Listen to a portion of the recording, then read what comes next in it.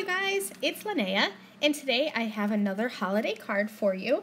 So I'm starting off with the Echo Park Magical Snowfall stencil, and I sprayed the back of this with pixie spray. And I sprayed it a little bit too heavily, and I didn't let it dry quite enough. And you're going to see how that affects my card in a minute here. But what I'm doing is I'm just taking some Versamark ink, and I'm going to squish that over top of the stencil. And when I peel this off, I'm going to be adding some embossing powder. I'm using Hero Art's Lilac Pearl. This is going to dry, or heat I should say, this pretty lilac color with some pearly shine.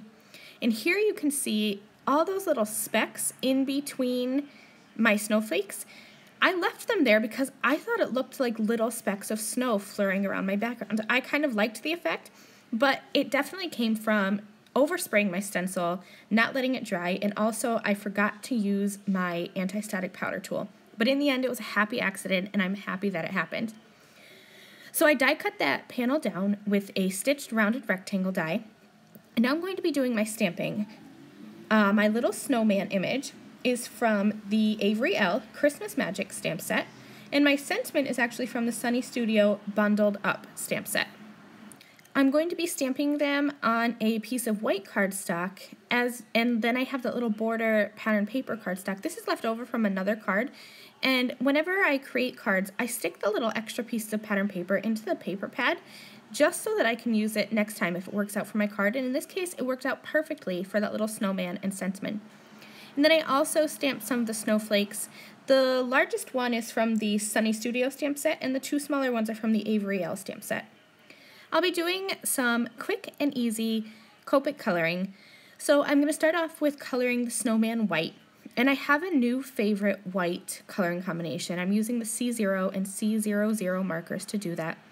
For my little carrot nose, I'm going to be using YR07 as my light and YR09 for my dark. Just laying down my light one and then coming in with my dark at the point of the carrot that's closest to his little face.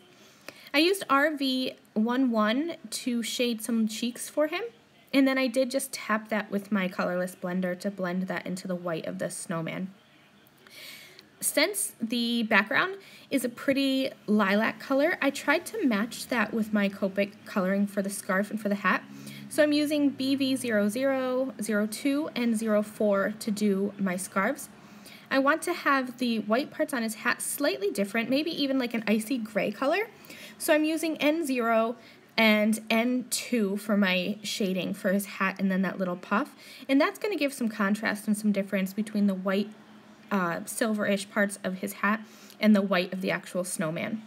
So now that all my coloring is done, I'm just going to adhere that little circle onto my card.